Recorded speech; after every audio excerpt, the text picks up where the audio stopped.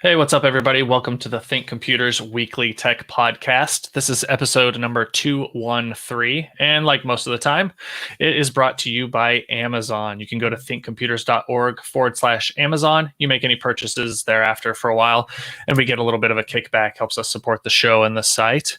And with me this week is Bob. How's it going, Bob? What is up, everybody? It is it's Wednesday.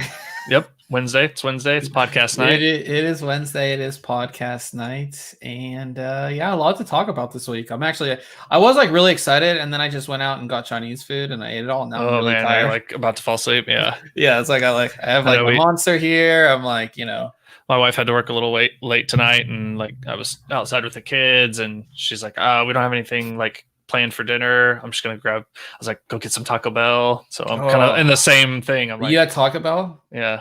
I think every time I go to Taco Bell now, I have to get like 5 different things.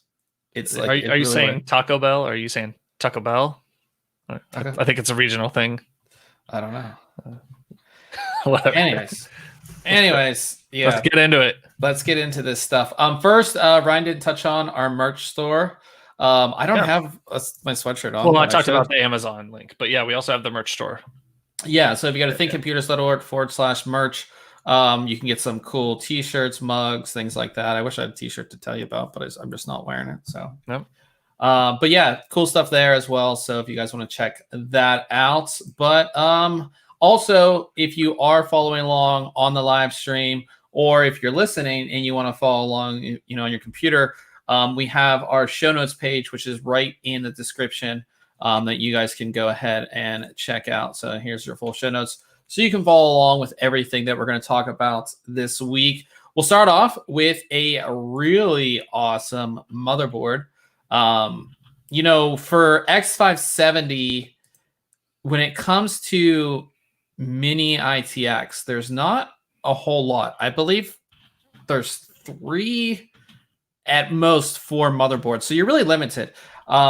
And the great thing about Mini-ITX is, of course, size. So you can see the size of the motherboard here that we're going to be talking about. So if you want to build a really small system that's really powerful, especially when it comes to Ryzen 3000 series, I mean, you can do full 16-core, 32, sorry.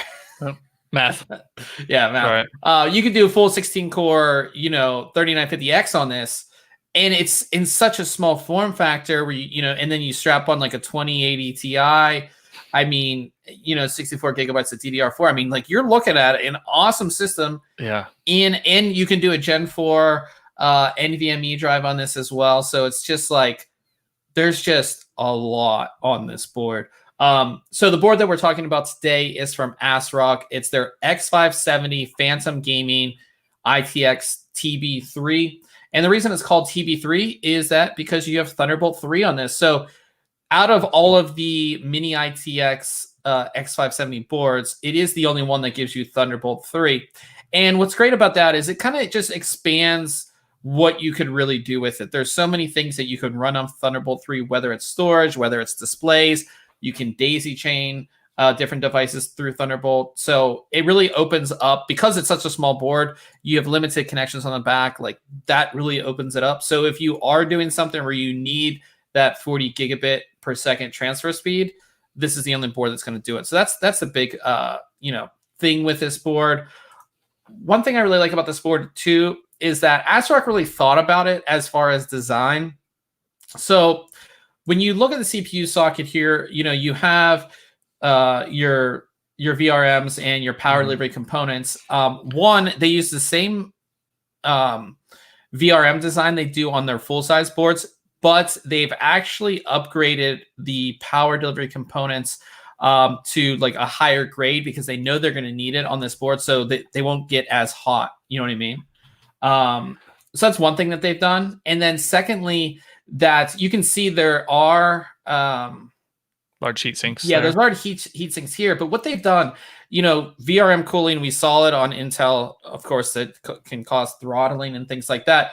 But this heatsink here, the entire I/O cover is metal. That's what I was wondering. I was like, is that really like going up there and turning itself into a large heatsink? That makes perfect sense. Yeah. So that, like, you can kind of see it, that this whole thing is metal.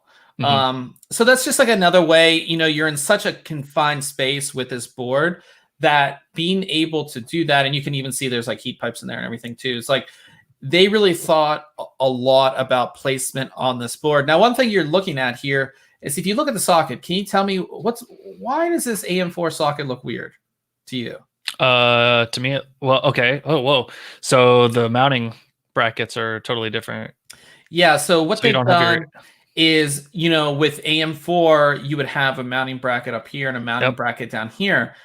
What they've done instead is to save room, because that just takes up space. That would, really take up a lot of space. What they've done is they've put in standard Intel mounting holes here. So their thought is that you can use any, LGA 1150 or 115X cooler on this, and it saves space on the board. Now, that necessarily wasn't the case.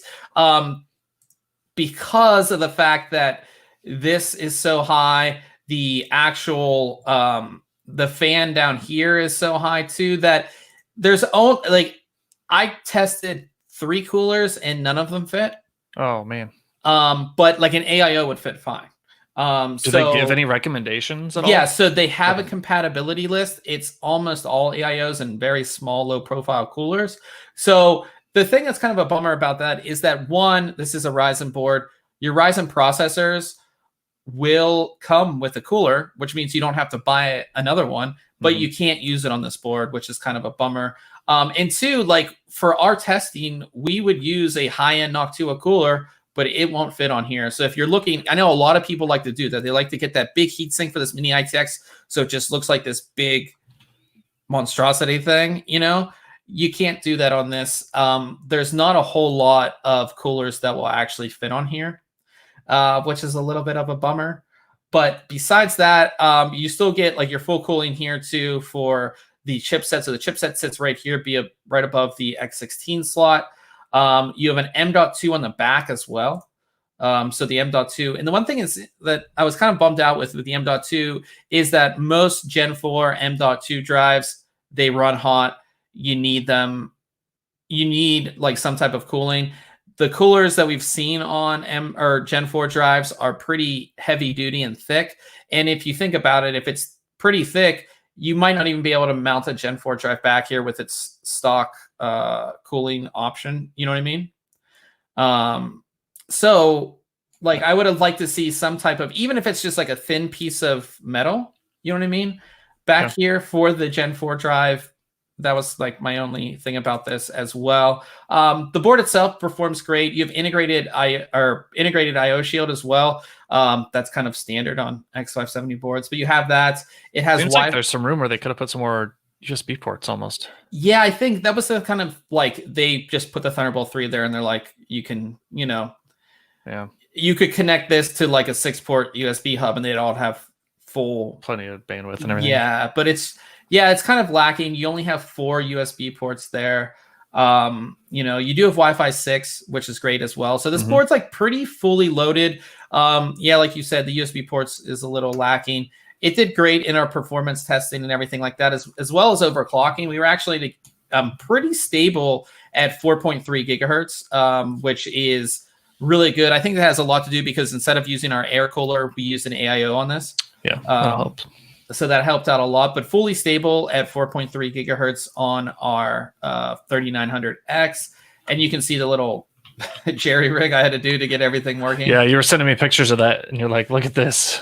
It was, it was rigged for sure. Yeah. But yeah, I mean, like I would really suggest an AIO if you're doing this. But I think that if you have this all planned out in your head, you're going to get an AIO. I mean, you can build just an awesome system.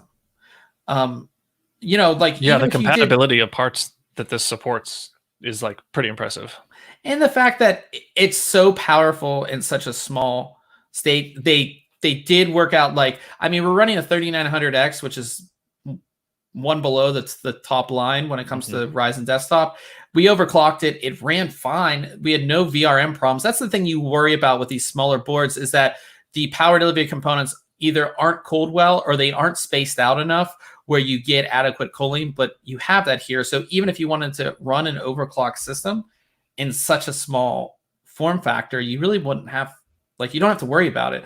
So I think that if you're looking at the 3 or 4 Mini-ITX boards that are out there, this has the Thunderbolt 3. The VRMs are done correctly. I haven't reviewed any of the other ones, so I can't tell you what that's about, but I really like this board. The cooler compatibility is kind of like an issue if you don't plan on running an AIO. And I just would have liked to have seen some type of Gen 4 NVMe cooling, because again, you're not going to be able to fit a thick heatsink back there. You're just not. There, yeah. So even like, again, a thin piece of aluminum would have been fine for me, just to keep that down. But yeah, I believe I gave it a 9 out of 10. 9 out of 10. It's only $219.99 too, which I don't feel is overpriced for what you're getting, especially Thunderbolt 3. Yeah, and I mean, you're gonna have that a little bit of that premium for Mini-ITX, and 570. So that doesn't seem horrible. Like I like it. It has like I said, Wi-Fi 6, USB 3.2 Gen 2. So no RGB on there, right? There is RGB headers. It has 2 RGB headers. It has 1 standard, 1 3-pin addressable, and let me see what page that's on. I believe it's on page 4. I may have missed it. So no, page 3. Is that there is some RGB. It will get covered by a graphics edge card. There, yeah, but it's the bottom edge is lit as well. So yeah, like I said, it's a good board. I like it. I would highly recommend it. I would love to have like a full. If I wasn't doing like video encoding and encoding 4K video and needed all the space, like having just like a small little rig that you could, just be super powerful, and that I could pick up literally and take with me somewhere. It would just be awesome to have with this board. So definitely check out this review. Highly recommended there for sure. Cool. But yeah, and you took a look at a case this week. Yep. You took a look at one from Silverstone, and we haven't reviewed a case from Silverstone, I feel like, in a while. Yeah, I mean, I think I saw one maybe like right after CES 2018, something that they showed off, and we got it in for review. But yeah, so I took a look at I don't know if it's SETA or SATA. I'm just going to call it the SATA A1 case. SATA, yep. The Silverstone SATA A1. Getting a quick look at it, like it looks almost like a classy. I keep going back to the word classy especially because of the front panel. It's got a very large aluminum front facade to it, a large sheet there that kind of has some nice bends and wraps around the sides, and it kind of has a waved like top and bottom to it. It reminds me, if anybody listening or in the chat, it reminds me of the Thermaltake Soprano. Okay. If you, I'll bring that up here. I'll let you talk about it, but I'll bring it up really quickly. So like above and below each one of those wave patterns on the top and bottom of that front case, there's 2 integrated RGB strips, addressable RGB strips. So it's got a little bit of like a back glow to it. So it looks like it's floating off of the case, which is really kind of cool. There's a controller included with the case. It gives you a couple options to use like a button to change the lighting, or you can wire up, like we did in our review, wire up the reset button to cycle through those lighting modes. Okay, cool. You can do that. But aside from that front panel of the case and one other item, it's really a pretty standard MidTower case. Now, the other item that's unique, which we're looking at right there, are the 200 millimeter fans at the front of the case. Now, what's interesting is that if you're looking at the front of this, is that this intake, that mesh cutout looks like it's for 120 millimeter, 140 millimeter fans, right? Yeah, because you're not going to get all of that intake. Right, you're not going to get all that straight intake into the fans. I mean, this is covered up anyways, right? It is, right. Yeah. So but you've got a gap between that metal panel and the plastic there. So there is a decent amount of air that can flow into it and then kind of make that 90-degree turn into the case. But those fans, right, typically you're going to run them slower. So the volume of air that they're kind of pulling through isn't necessarily a ton, right? They spin slower, but can move about the same amount of air. Yeah. But I think, from our testing and use, it didn't seem like they were starved at all. Yeah. So that's kind of a different setup, but you can also put, multiple 120s or 140s up front as well. I just to show you guys the old case that this reminded me of. Yeah. Is this Thermaltake Soprano. It kind of looks like it's a little different now that I'm looking at it, but that's what it's. Yeah, no, I get what you're saying. So, like I said, if you take that front panel out of the equation and those two fans, it turns into a very standard MidTower case. That's the thing. I think. How much is this case? It's like $123. $120 something. Yep. And that's what I think. Silverstone used to be on the cutting edge. I have to say that. Especially I forget their Tejamin. How do you say it? Like the TJ07 case. Yeah, the TJs, like those were amazing. Internally, they were amazing.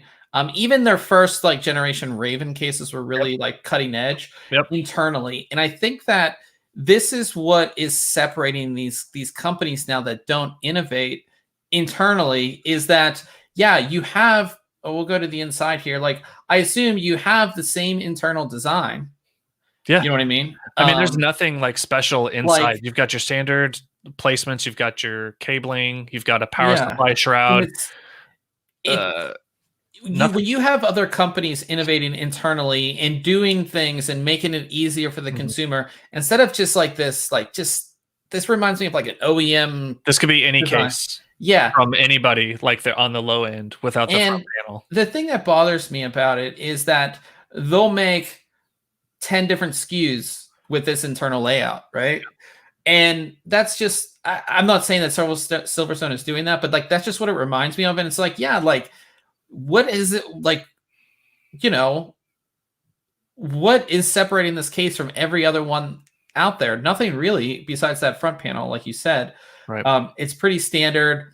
Nothing is actually, I would say, customized for this case. I mean, if you even look at it, like those 200 millimeter fans, the cutout's not even to the full top of the fan. Support the full size. Yeah, it looks like, oh hey, we've got room for 200 millimeters.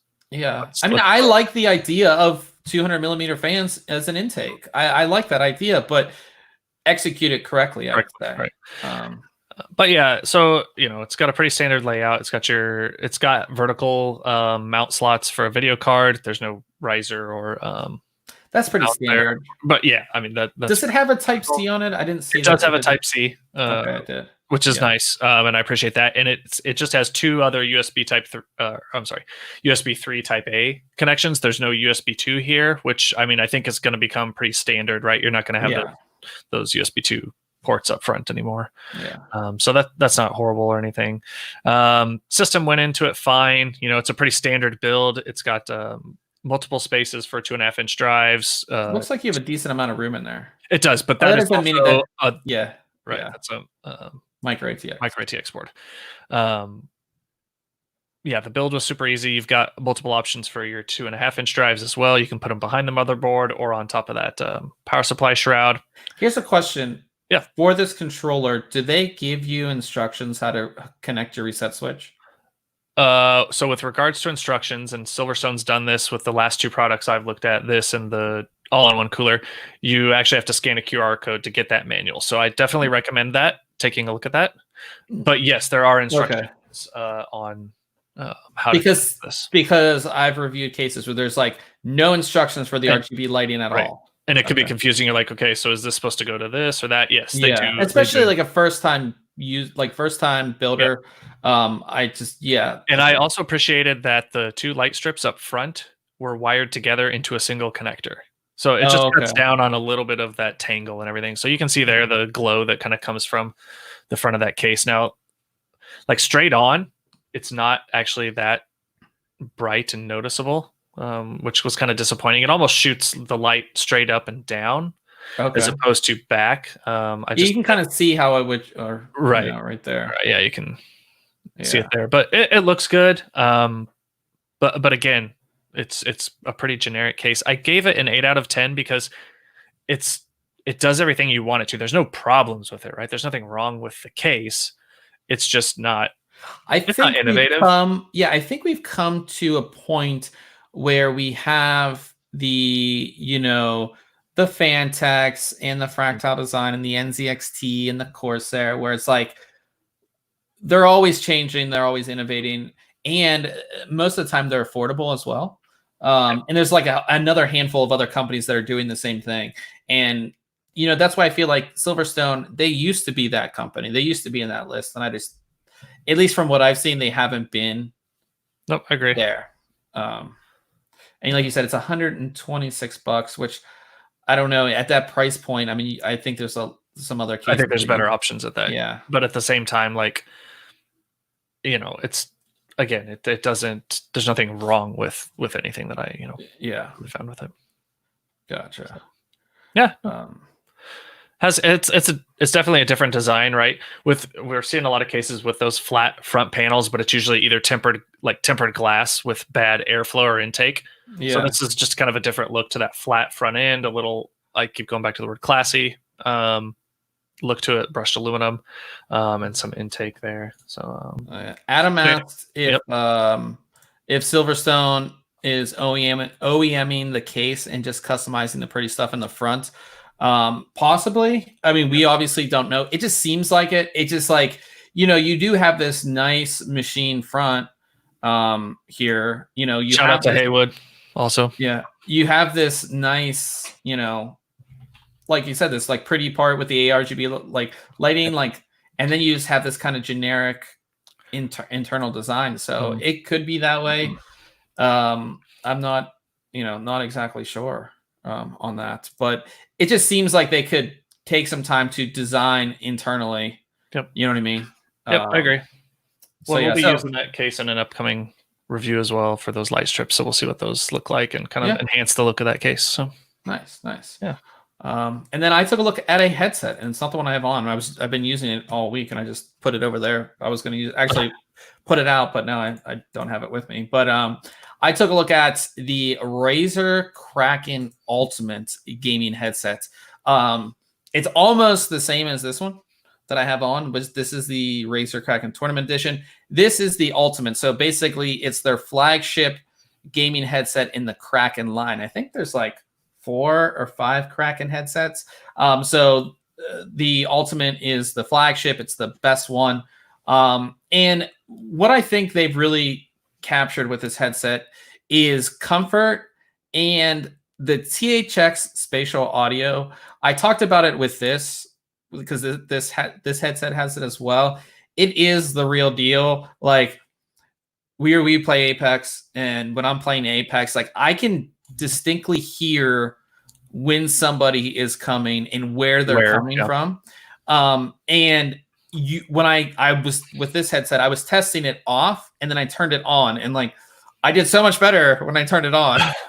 I mean, I don't know if that's a direct correlation. It could have just been the game, but I could hear where people are coming from better. And I think that is the big thing. The big takeaway with this headset is that function in itself is why you would get this headset if you're a gamer. You know what I mean? Okay. The headset itself, like I said, it has that typical Razer design. Almost looks exactly like this one, slightly different. This one, I believe, is slightly lighter, and this one's heavier. With this one, I can't even show you because it's under the table. But with this headset, the Tournament Edition, they had a little USB controller that you could sit on your desk. I have it mounted under my desk, which had all your controls on it. With this one, they made it so much easier. It's just a USB connection that goes in your computer, and then you have the controls on your headset. So you have a volume. Let's see here. You have your volume slider here, and then this turns on THX spatial audio. That's pretty much it. And then you have your pull-out microphone. And what's really cool about the microphone is that, one, as soon as you pull it out, it automatically unmutes it. Cool. But then you can just press the tip in, like press it, and it will mute as well, which is pretty cool there. The headset itself is mainly made of aluminum. The outer structure and everything is all aluminum, so it can take a beating. And one thing I really liked, especially about this headset and that one, is that they've designed it. I think it's just like the perfect amount of like foam up top and the ear cups. Like the ear cups are designed to go fully over your ears. And when I'm using this for long periods of time, like we have those long gaming sessions, my ears aren't sweaty. There's no like strain on my, on my head or on my ears. It's just like the perfect, they just have like that sweet spot. I think they just have it figured out with this headset. Yeah, it's tough to do like correctly, because some headsets you put on and like they just feel like they're like your ears start to hurt. Like my big one used to be was that my ears would get sweaty inside. Like if I had a full like this headset, like if I had a full one that covered my ears would get sweaty, and I'd be like, it'd be just distracting, you know. But they have it, like I said, they have it done really well. The actual ear cups, they have cooling gel inside.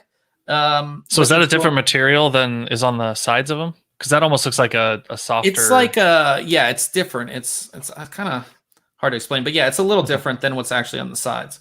So yeah, like I said, I really like this headset. They basically, the tournament edition was made for like tournaments, like esports. This one is more for the home. So they've added RGB lighting. Again, they put the it's just one connection, like I said, the one single USB connection here. And then the microphone is actually active noise canceling. So it's going to block out background noise. So again, this is made for at home. So, you know, you're playing and you have kids or pets in the background, it's going to actively cancel out that. And I actually did a test. I think it's on page 4 of the review, where you can go ahead and listen to, you know, with noise canceling turned off and then with it turned on to hear the difference. There is a difference. It will do what it says. It's not the best. All of these microphones on headsets are not the best.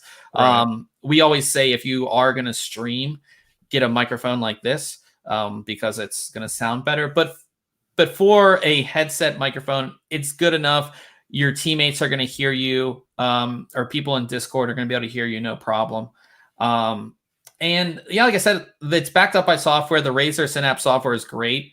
It allows you to do a lot of different things. It allows you to, you know, select different apps. If you turn THX Spatial Audio on, you can have it, you know, certain apps will run it, certain apps won't. You can do a bunch of stuff with the microphone. You can change EQ settings. You can do all that. It works really well. So I gave this a 9 out of 10 and recommended award. It's $129.99. I think for what you're getting, again, the THX Spatial Audio is like the big seller here. And I think that it's just so seamless. It works no problem. I don't have to install other software for it to work. Like I just have to install the Razer software. And one thing that Razer does is that as soon as you plug the headset in, it installs the software. That I think them and I think Asus, when you do their motherboards, are like the only two companies that do that. I think that's just great for the beginner too. Like, you know, you're building your first computer, you never used a gaming headset before. You plug it in, it installs the software automatically for you. You know what I mean? Yep. So yeah, like I said, 9 out of 10. Definitely check out that review. It is it's a good headset, and I will be switching it out with this one. I just need to do all my cabling under this to make it so it's not all over the place. Not all over. Yeah, and I like it because the tournament edition is green, super bright green. But it's like I mean, look at this. It's just all over the place. This is the only place you're going to use it, right? You're not going to take it with you anywhere. And, you know. Whereas this one's the Ultimate. Yeah, the Ultimate is available in the black, and it does have the RGB lighting. And of course, you gotta have RGBs. So check out that review. Really good headset there. And then we'll move on to Case Mod Friday, and talking about case manufacturers who they were at the top of their game, and I think it's gone downhill. This case, I wouldn't say it's brought them back, but everybody has this case. This is almost a copy of another case, but I mean, it's brought some attention back to them at least. Yeah, this is the first build that I've seen in this case, or first mod that we've seen in this case. So this is the Green Machine Antec Torque from customrigs.de. Like I said, I mean, for like an Antec case, I mean, it looks awesome. It looks sweet, yeah. I immediately think, oh, this looks like that other, you know, the Cougar case, right? Yeah. It is different. It is in some ways. I think what he's done, like I love the colors on this, the white. You don't see white as much with the green, I don't think, especially like the decaling and stuff here. I think it's really cool. It just, like I said, it looks awesome. I like those fans too. The heat killer, is that what they are? Not heat killer, I don't think that's right. It was listed in the noise blockers. Yeah, their design. I have one of their 120 millimeter fans, and they're actually really nice. fans. So nice. It looks like their blades are a little different. They're a little different, yep, and they're connected around the outer. Okay. Typically, at least on their other model, that's Yeah, it similar looks like they are. So that's pretty sweet. But yeah, this is, like I said, it's just like, you know, and then he has the T-Force SSDs that have the little screen on them, which is kind of cool. Yep. And you can kind of see those over there. That's what's great about these open air cases is like you can show off your hardware. So you should get like hardware. Yeah, you see so much more of it, really. Like, yeah. Of course, that also means like if you don't do a build like this, all your wiring and everything's showing and may not look awesome. But in a build like this, where they're taking the time and obviously have quite a bit of skill, it looks pretty sweet. Yeah, like I said, I really like it. There's a video and everything of the whole build, and we have in there too. But I just think like colors just go well together. Like green, this neon, like I think that was like the original modders color for water cooling was like green. I remember. Oh yeah, back in the day. Well, because you'd have transparent tubing, and they were essentially just using like antifreeze. Yeah, which was liquid in there, and so everything was green, right? You know why antifreeze was that color? I don't know. Because antifreeze used to not be that color, and then like, people drink it, and people would kill other people. With it, with the antifreeze. This is Mike. Kayla watches Forensic Files, and it's always on there. I know, like people set it out for animals and stuff to like. Yeah. So like that's why antifreeze is green, huh? Neon green. You learn something every day. I mean, it is sweet. Like, yeah. No. Like I said, and like, I love these. This is This is Bits Power, right? This with their stupid dragon logo. You don't like it? Sorry, was that out loud? I don't like it. I don't like. I love their fittings of the dragon logo. I don't know. No, I don't like strong branding like that. I don't know.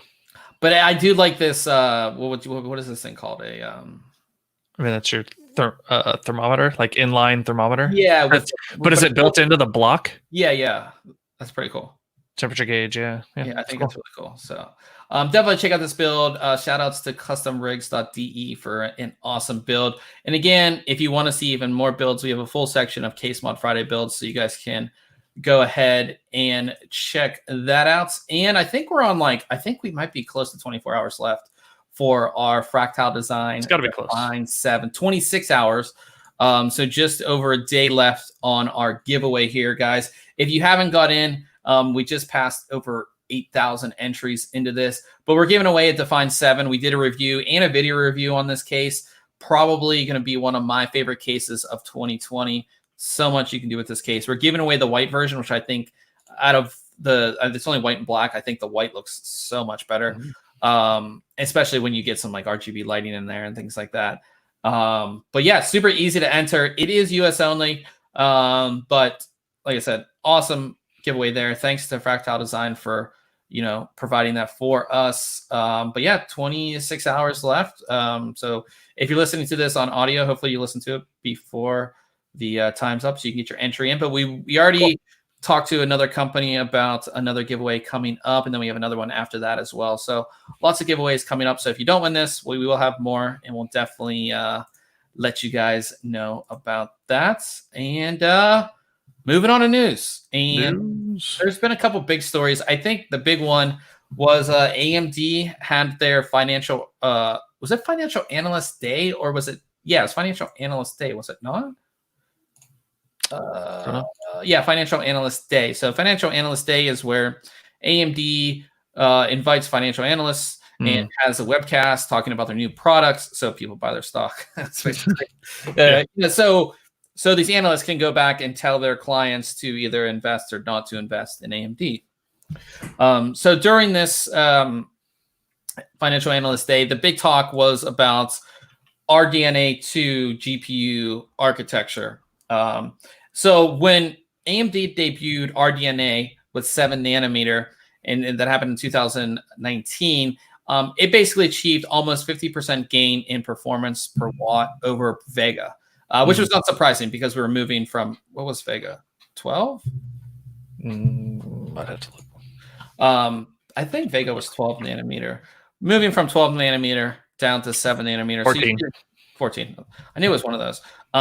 So from 14 down to 7, you would expect a 50% gain. But they are expecting with RDNA 2, which will also be 7 nanometer, but it would be a more refined 7 nanometer, they say that they are expecting a similar 50% performance per watt increase, which is pretty, for being the same. Impressive. Yeah, pretty surprising. They say 50% for RDNA, 50% for RDNA2. I like the image that shows like the Zen comparison to RDNA and Zen 2 to RDNA2, like showing that, like here's what we did in the CPU market. We've got a great design and methodology for this.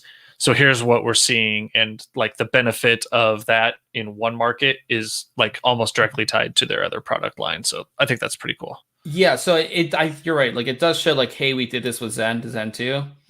Now on the GPU side, we're going to do the same thing. Yeah, we've got a good process. We can, move it over to another whole nother industry and get those same similar gains. I don't think that RDNA has been bad for them. They didn't necessarily defeat Nvidia, but they have a good product stack at good prices. At least I think they do.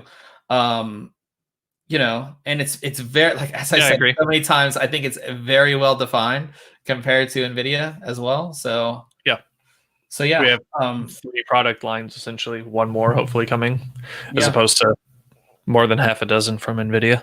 Yeah. So another thing they also announced is that they will be using real-time ray tracing and variable rate shading in RDNA2. There will be dedicated hardware on die for ray tracing. So as much as, at least in my opinion, ray tracing, yes, I know it's like a great technology and stuff, but it's not to the point where I think that if you're playing an online game that you should enable it. I just don't. Right. Yeah. I mean, this feels again like the 3D TV, and it feels almost like VR, where it's like, here's something really cool that, yes, it works, but like it just has not gained the traction that I think they were hoping it would. I do think that with AMD jumping on board with ray tracing, more developers will actually implement it correctly, and it would just, more people using it, the better it's going to get, I think. So that was a big thing that they said as well. And they said that RDNA will be on everything, desktop, mobile, tablet. This architecture moving forward will be on all devices that they can pretty much put it in. So, and it's going to come out 21 and 22. Yeah. Come out sometime in between 2021 and 2022. It will come out supposedly this year. It will be part of AMD's client products for the next 5 to 6 calendar quarters. And then the next generation after that will be in 2020. Sorry. Yeah. But yeah, like I said, it is, I like if this is what they're able to achieve, 50%, and that they have this philosophy of what they did with their CPUs and they're bringing it to the GPUs. The biggest thing is like, we knew we were going to see a big performance increase over GCN because it was new architecture and you were jumping from 14 to 7. So like you knew. It's pretty obvious, right? Yeah. So let's see what you can, just like with Ryzen, like, okay, yeah, like we expected the 40% IPC increase, but can you do this consecutively over multiple generations? So this is like, this next generation is going to be like okay, yeah, like we're into this now. You know what I mean? Yeah.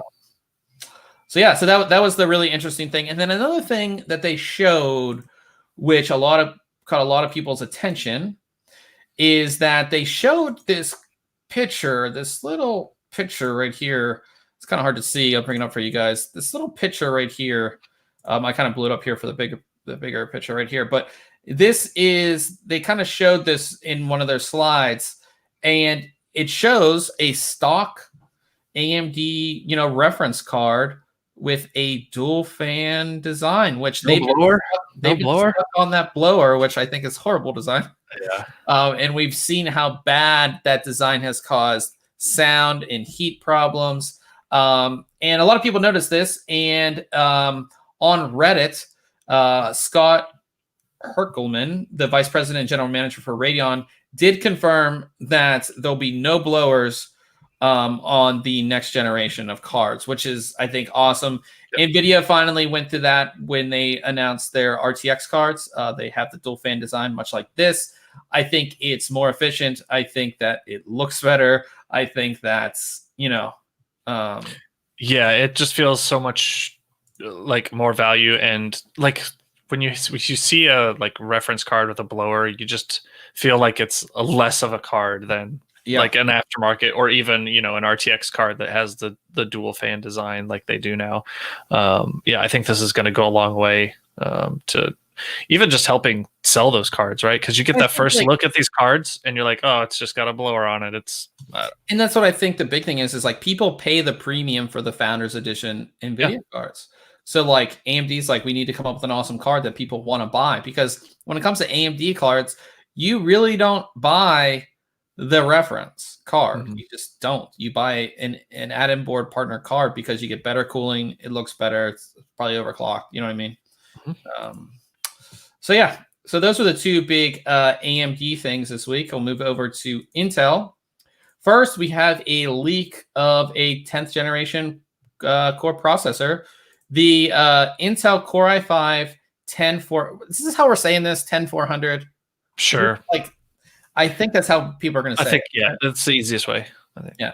So the i5 10400 was pictured and detailed. So somebody has their hands on one, as you can see, supposedly.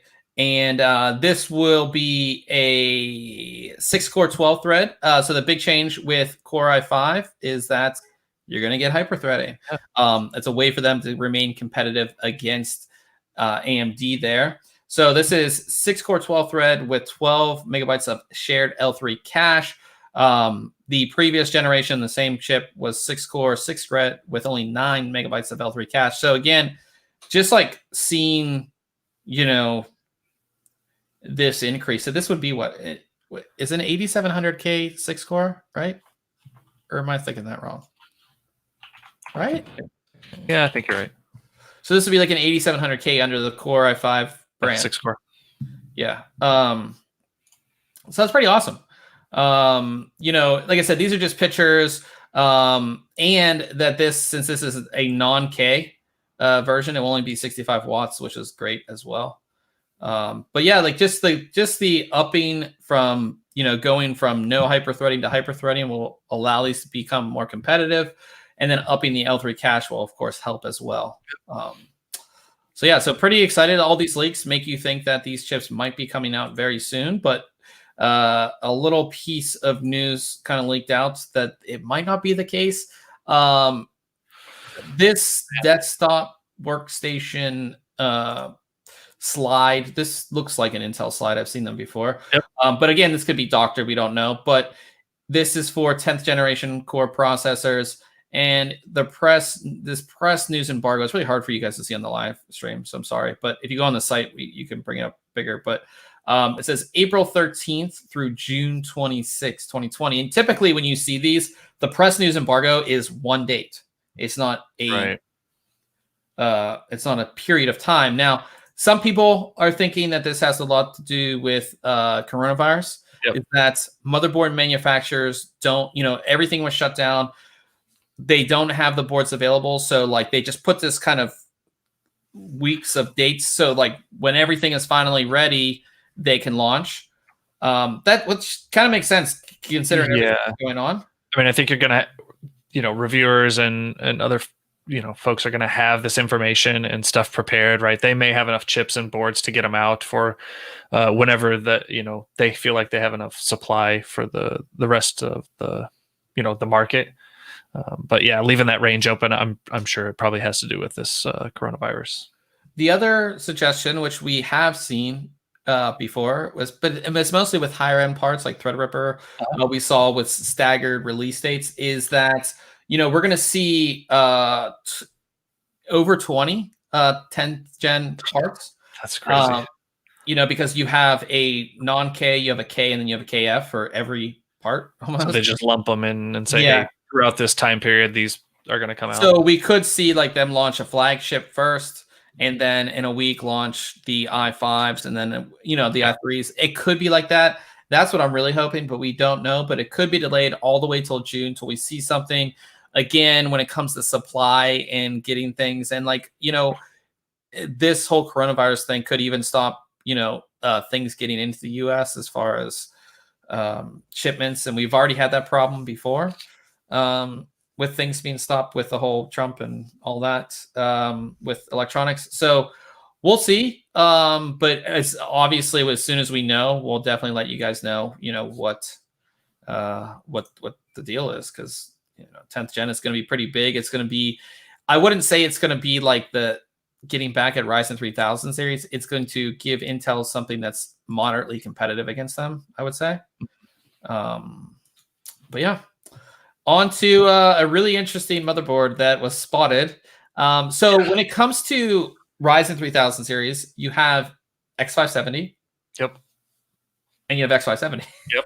That's it. That's it. So you only what do you want? Yeah. So typically, you know, with previous, you had X470 and B450. B450 was, you know, not as many features, less USB, you know, cheaper, it's more for mainstream. It's more for system integrators. It's, you know, to keep things a little cheaper when you don't need all those features. But for Ryzen 3000 series, we really haven't seen B550. That's what we've been looking for. Right.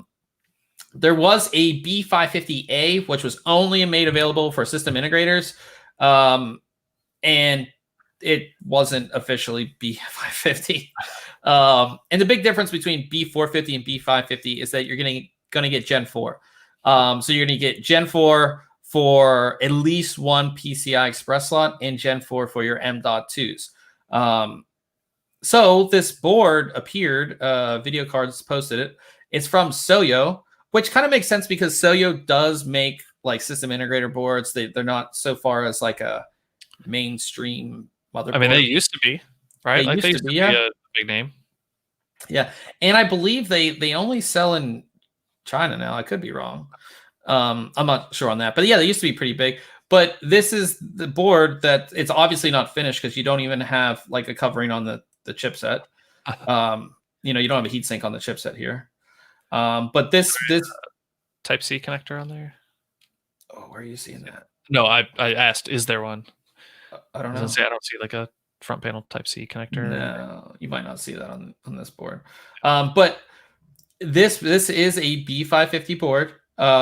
It's just like, when is AMD going to let these come out? I think a lot of companies have been ready for this and have boards ready. It's just like, when does AMD want to let these out there? With X570 selling so well and the premium for those boards, it kind of... Right, because we did have kind of a price increase from the previous gen of boards, and people are paying it, right? Like, yeah, people are paying it. I was happy to pay for mine. And that's like the premium that you're paying to get Gen 4 stuff, right? Because it's the only platform. And it's not a crazy premium, right? It's no, it's more than what we've been used to on a couple of the previous versions of AMD's chipsets. So yeah. So this makes us think that we might see something, but we don't know. But I would like to see it. I have a couple B450 boards. I love them. They're great. Again, you put like a higher end chip on there that you're not going to overclock. You're still getting Gen 4, so you're getting super fast speeds on your SSD there. Like, pretty awesome. So to see that for Ryzen, what size? Like, this looks like a weird size too. Well, yeah, because again, B550 was like, it's like really system integrator based, especially like on the mainstream type of boards, like not a gaming board. You know what I mean? Right. It's like the width of a... Yeah, it's weird. But we did see some B450 boards that were like this, actually. I think MSI had a couple that were like kind of like this form factor. Okay. So yeah, so that is one interesting thing. And then another interesting thing is that AMD, we saw that AMD had their merch. Well, it looks like somebody else is getting some cool merch. And merch train. I actually like these. These are pretty awesome. Probably because I'm a Noctua fan. But Noctua is now selling hoodies. And the reason we're covering it, I just think they look cool. Those are some huge like drawstrings. Yeah. They're like, I don't know, that's too big. But they have it in their typical Noctua brown, and they have a gray version. And then the backs say premium cooling solution. They actually look nice. Like, this looks like this is whatever you call that. Embroidered. Yeah, embroidered. Yeah. Yeah. This is premium cooling solutions on the back. They look nice. They're $50 on Amazon right now. We have the links where you can pick them up. I like the front. I don't like that text on the back. You don't like the text on the back? No, I think that looks horrible. I kind of like it. Not a fan. I do like the stitching on the front by like the pocket though, the hoodie pocket.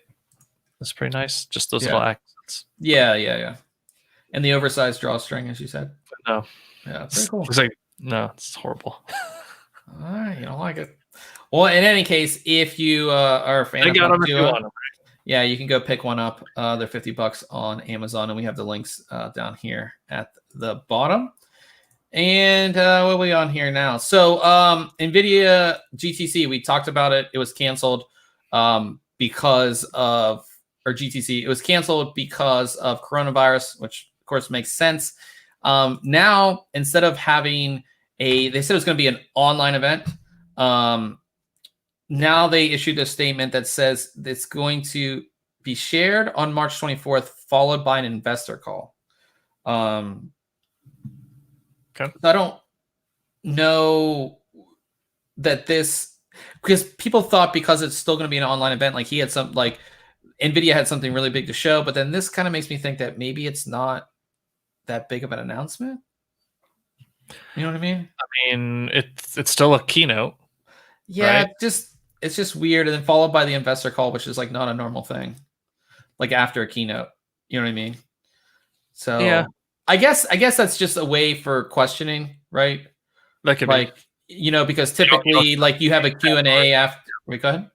You just don't get those meetings afterwards like you would normally would. Those or like a Q&A after. But you can sign up at investor.nvidia.com and you can actually get in on the investor call if you want. I believe. So yeah, and the live webinar and everything we'll have a link for that whenever we get it. So you guys can watch it live if you want to. I'm just trying to think if would you think there will be a big GPU announcement? No. I don't think? No. I feel like we would have seen more leaks by now. Yeah, it's kind of been kind of slow on that. The past couple weeks have been kind of slow on that part too. So I guess we'll see. We'll definitely keep you guys updated on that. Another kind of blow to NVIDIA when it comes to their streaming service is that another game publisher has taken their games off GeForce Now. So if you're not familiar, GeForce Now is NVIDIA's game streaming service where if you own a game and it's on GeForce Now, you can essentially put in your key or whatever. As long as you own the game, you can put it on GeForce Now. And then if you pay a monthly fee, you can play the game on any device. So I can play it on I can play a AAA title on my iPhone, which is awesome, right? You could pretty much play whenever you're using their cloud GPUs and you're streaming the game to yourself, which is a great in theory. But it seems like so many of these publishers are pulling their games off of the service. We are not sure why. The list of companies that have pulled off have been Capcom, Electronic Arts, Konami, Remedy, Rockstar Games, Square Enix, Activision Blizzard, and Bethesda, and now 2K Games. That's a ton. Which is a lot. I mean, if you just think about it, Blizzard, that's all of WoW and Overwatch. Activision, is that not Call of Duty? Call of Duty, yep. Bethesda, Bethesda is Doom and all of those games, like Fallout. EA is all the Battlefields and Battlefront, Star Wars games. Yeah. I mean, it's just, Rockstar is, of course, of GTA 5 and, Red Dead Redemption. So it's just those massive titles with massive player bases are just off of this service. So we're not sure if NVIDIA is price gouging because it was free for the publishers to be on it until it came out of beta. And now that's out of beta, everybody's pricing sucks. Yeah, I don't know. I don't know what the deal is. We still know that Cyberpunk 2077 will be on GeForce Now, so that has been, we know that, but we're paired up for that GPU as well. So yeah, it's kind of scary. Like you wonder what's going on because like again, these are like major studios that are just like pulling their games. Yeah, I mean, you get enough to pull out, and there's not going to be anything compelling there. This could And it's not just go expensive. away. I think it's $5 a month. Like it's not a lot. Because again, you're paying for the cloud computing and streaming to your device in storage. It's like basically like a virtual server or virtual machine. Yeah, like a VDI type. So, but it's just like There's got to be something up. Yeah, something's going on there, which just seems a little odd to me.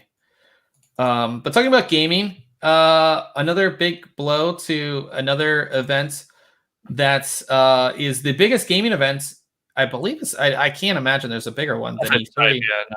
I mean, Gamescom's pretty big, but I think when it comes to games itself and game announcements, and like game trailers and everything, like E3 is the show, and it has been canceled. It was announced this morning, and it's canceled because of coronavirus, which makes sense. I think that, I think it's smart, and I feel like most of the time, like you're jamming these people into these large lines, like lines and conference rooms and these like theaters to show them a big reveal video, and then maybe like having some of the designers or like the voice actors come in and talk. Like you can still show that video, you can stream it, right? Of course, I feel bad, and I saw a lot of this on Twitter. I feel bad for like the little developers who like they're not even showing anything on the show, but they go for business meetings, right? Yeah. And they're not going to be able to do any of that because there's no show. So all those people that they're having meetings with aren't going to be there anyways.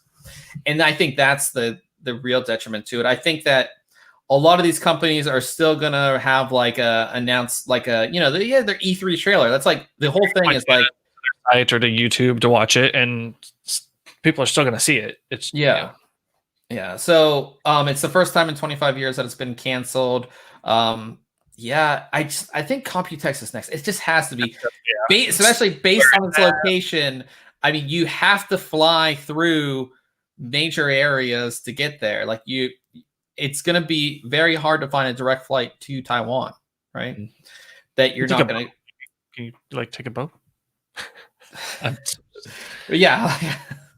But like also, you think like all the people that are coming there are coming from these other things. So I think Computex is next. It just everybody I know has like either they were going to buy flights and they haven't.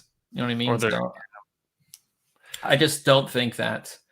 Yeah, it's just not there. It's just not going to happen. But we'll see. But it sucks for E3. I always liked watching the press conferences, and then I always love seeing the trailers. Yeah.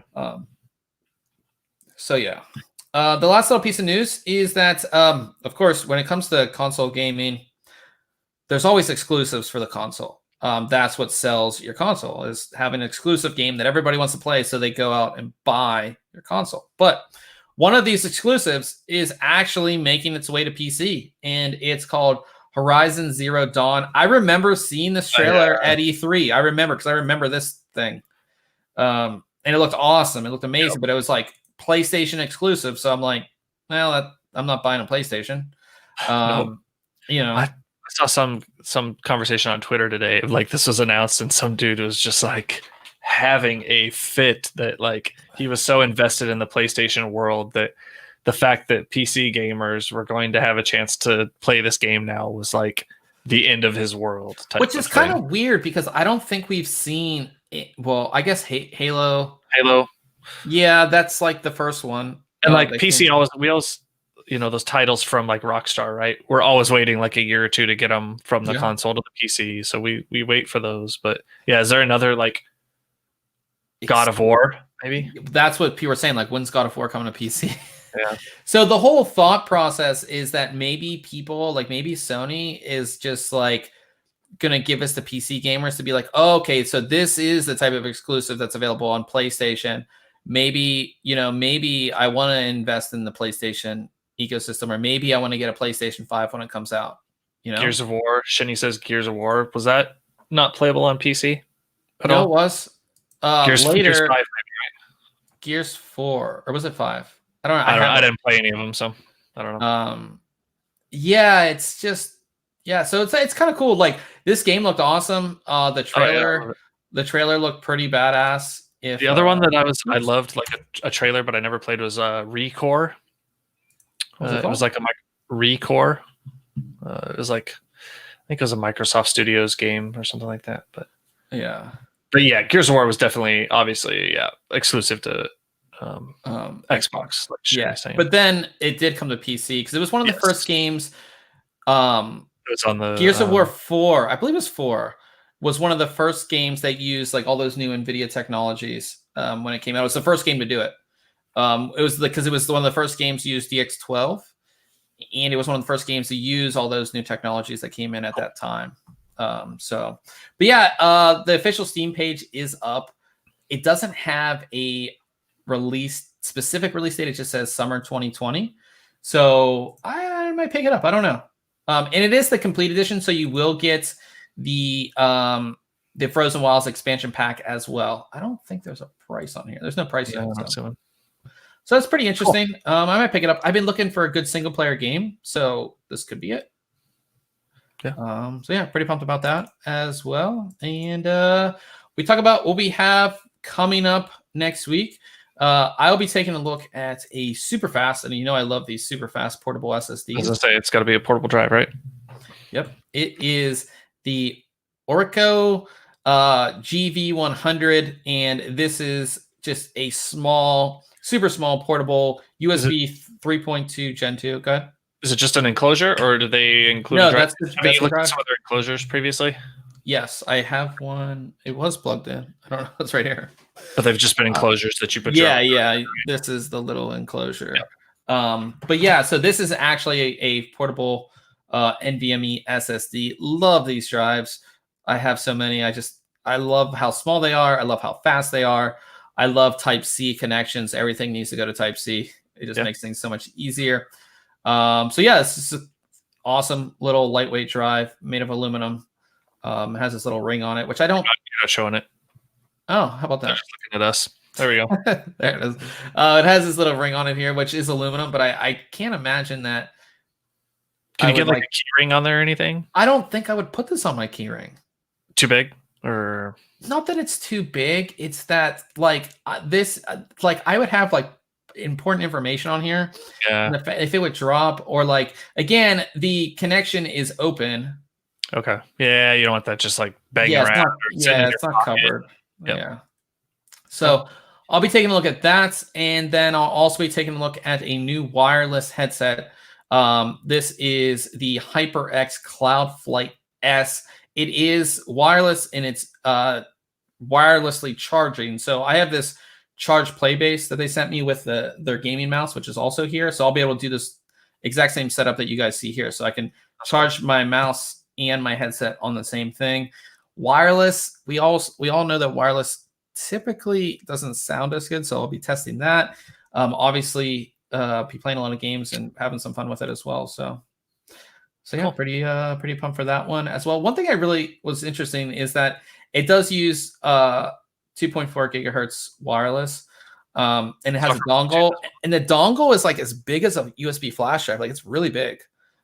Which is a little surprising to me. So, but I haven't installed anything yet, and I haven't tested it. So, but I'll let you guys know about that one next week. So, pretty excited for that. And then tomorrow we're gonna be on the Home Gadget Geeks podcast. So I'm pretty pumped about that. Yeah, we tried a couple weeks ago. Had issues, but we still, we were on there for about an hour or so, just kind of like troubleshooting, BS. Yeah. And so this time around, we'll actually get some chat in, maybe cover some of our latest reviews, just kind of talk tech in general. I love talking tech with other people. As much as every week I get to talk to you, Ryan, I like to add more people to the conversation. Yep. No, it's always good to, one, talk tech with other people, and two, get other people's opinions. I think that's the great thing about talking to different people, and learning new things, because I'm sure those guys know things that I don't know about. Yeah, and their use case is so much different from us typically than, we're that enthusiast really focused on gaming most of the time, or just high performance, whereas they're like, I'm going to be building an unraid box. And so disk storage and network connectivity and efficiency, things like that may come into play more for them. So yeah, it's a good mix and different viewpoints on how we use technology. And yeah, so pretty pumped to do that. That'll be two late nights for me, man. I'm getting old. Late nights. You guys are an hour. Yeah, we are. Yeah, so you got an hour on me. But that is basically it. Oh, we also talk about if we did anything tech related this week. Did you I don't think so. No. I tried. I think I say this every week. I tried cleaning up my room and it didn't happen. So I've been playing a lot of WoW. WoW class. You have been? That's been the thing. I got another buddy. He signed up for it last night. So he was the one I played with. This now. We played with him back in the day, and he's the one that actually got me into the game originally. Bought my copy of the game, and so I got him in. That was the thing back in the day. Like, if you loved a game, but it's always better when you're playing with friends. So you would buy your buddy the game, and then you're like, well, now you have to play. I've got to play because you just spent $50 or whatever on a game. Yeah, I remember buying my friends StarCraft back in the day. We had to go to the mall to buy the physical CDs of StarCraft, and then you'd have a buddy to play with, and it just made things so much better. So Shenny says I'm recruiting people and forcing them to play. I wouldn't say it was I just mentioned that I was playing it, and he's like, oh, this is bad. And I was like, what? And he's like, oh, I'm on the website, and I got to cancel my Final Fantasy subscription first. And then before I know it, he's are that guy though. You are that guy, because we were playing Apex last night, and we played a couple games. You're like, oh, I'm gonna go play WoW now. so yeah. But are you will be gaming after after this? So you'll be on twitch.tv/ThinkComputers. I didn't do anything tech related at all. I just been when you've been reviewing, so working on that stuff. But some pretty cool reviews coming up as well, which we'll talk about next week. But for everybody here, we'll be ending things. So again, check out our twitch.tv/ThinkComputers. Well, Ryan, are you gonna play WoW? Or are you gonna play the new Call of Duty? Well, I got the new Call of Duty downloaded while we were podcasting, so that's ready to go. I don't have a scene or anything set up for it in Streamlabs, so I'm probably not going to do that tonight, just because I want to get it up and going and play. But that could be something for next week, where we hop into some Call of Duty, and it's free, so you could grab it. Yeah, it's free. But I think that's their big competitor, because all these great games besides PUBG are free, Apex and Fortnite, and Apex and Fortnite. Are free, so I think that's what they're doing. A lot of people have said they liked it. I think a lot of people are used to the online Call of Duty world, so it kind of makes sense for them to do it. So so jump over there to again twitch.tv/ThinkComputers. We're gonna go ahead and end things here. As I always say, guys, we have our full list of show notes that has everything that we talked about. So again, if you're listening, you want to follow along, you can go ahead and do that. And it's just ThinkComputers, all one word, on your favorite podcasting website or app. So until next week, we'll catch you guys later.